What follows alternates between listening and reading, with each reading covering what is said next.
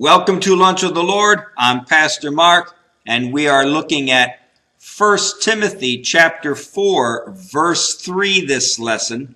But before we begin, our theme verse for Lunch with the Lord, Jeremiah 15, verse 16. Thy words were found, and I did eat them. And thy word was unto me the joy and the rejoicing of my heart. Now, as we look at verse 3, he says here, forbidding to marry and commanding to abstain from meats which God has created to be received with thanksgiving of them which believe and know the truth. Now, we will be studying the contents of verse 3 as one whole unit. The reason is because the two subjects that are mentioned in this verse, which is marriage and food, are directly related to Gnosticism, which was a problem in the early church. Now, Gnosticism is what prompted John to write his first epistle. 1 John was written because of Gnosticism. Now, Gnosticism began with religious groups who practiced asceticism. And asceticism is the denial of allowing oneself the pleasures of the flesh. So, ascetics would deny themselves, they would, the pleasures of the flesh. You may say, well, yes, and that's meats and marriage, physical relations, and, they would deny themselves an ice cream cone if their flesh desired an ice cream or a nice greasy pizza. Ascetics would practice the denying of the cravings of the flesh. They do this, the reason why they practice denying themselves the pleasures of the flesh is because they think that to indulge oneself in fleshly pleasures results in a hindering of one's relationship with God. To eat that ice cream cone or to eat that pizza or to buy a nice, soft, comfortable mattress to sleep on or, anything that deals with the comforts of the flesh, or boyfriends, girlfriends, that kind of thing. They see those things as being a hindrance to a person's relationship with God. Asceticism led to Gnosticism, which has two main beliefs. Gnosticism has two main beliefs. The first main belief is the supremacy of the intellect and the superiority of enlightenment over faith and conduct. So it's the supremacy of the intellect. All right? The second main belief is that spirit is good and matter is inherently evil. So that the unseen spirit world is good, but the seen world around us is inherently evil. Okay? Your fleshly body is matter. This shirt is matter. The walls, the flower, the doors, cars, anything you can touch and feel and see is considered matter. And to a Gnostic, matter is inherently evil. And the spirit world, the unseen spirit world, is good. All right? This second reason for Gnostics not what Gnostics believe. This second one is a direct attack against the incarnation of Christ, saying that God would not unite himself with something evil. So if matter is evil, and if your physical body is considered matter, then God, a holy God, would not unite himself with a physical body, because matter is evil.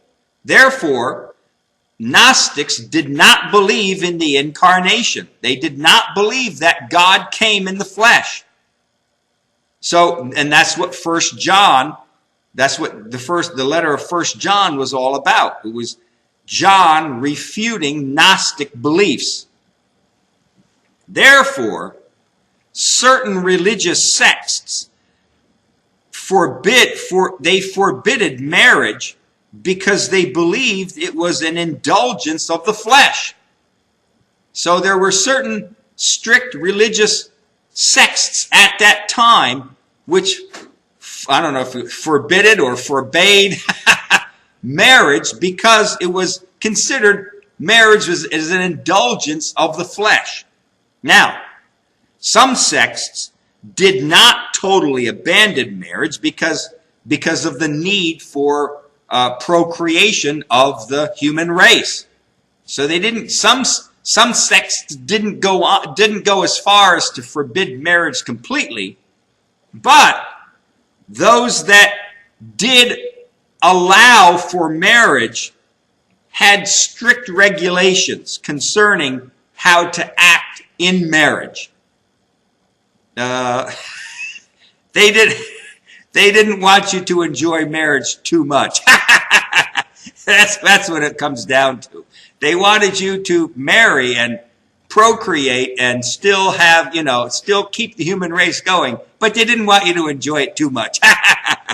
Now, Gnostics also taught abstaining from meats. Now, meats refers to all foods, not just animal flesh. At the time of the early church, the word meat regularly referred to all foods.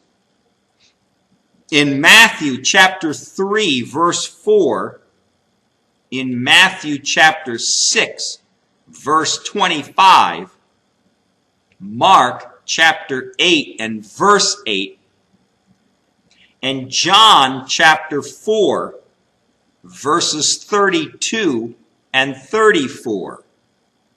When the word meat is used, it's not just animal flesh. It refers to bread and other foods. Again, to practice this belief completely would mean certain death. If you stay from meats, and meats means all food, means you'd never eat again the rest of your life. Well, which wouldn't be very long.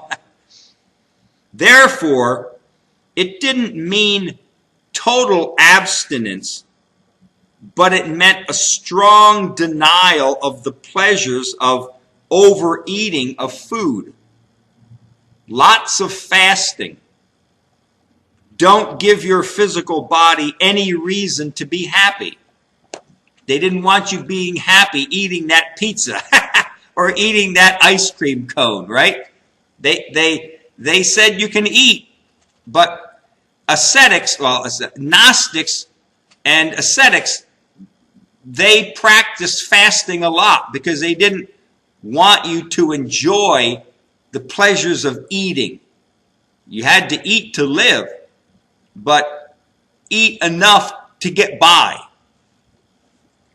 Even today, there are Christian groups which practice a form of asceticism in order to get close to God. And today, the forbidding to marry in the world takes a form of living together outside of marriage, of which, if the Christian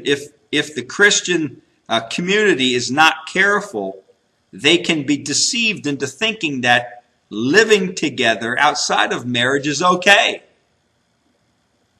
And so it takes a different form here in the world today.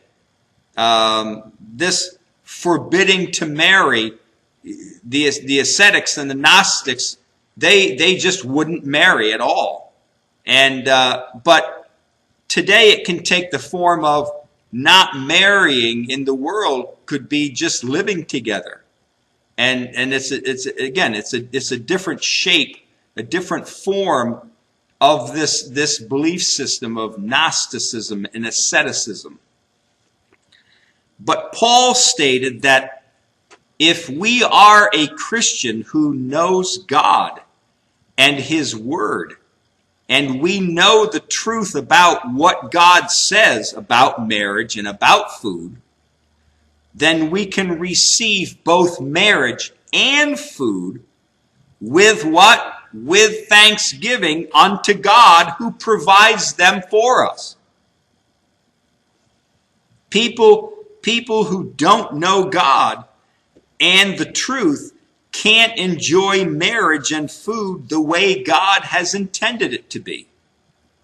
So a person who doesn't have a relationship with God has a hard time enjoying marriage and food the way God's designed it to be. They can't. All right?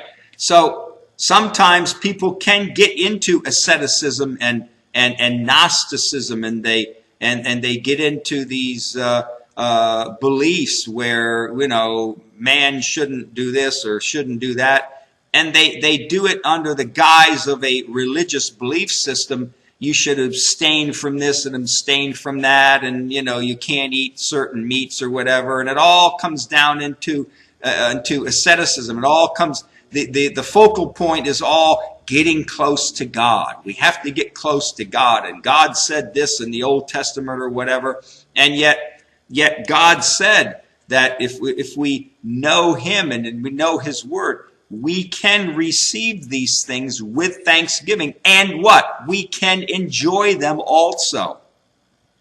As long as we are giving thanks unto Him and we have our priorities set, with our hearts set on a relationship with Him first. All right?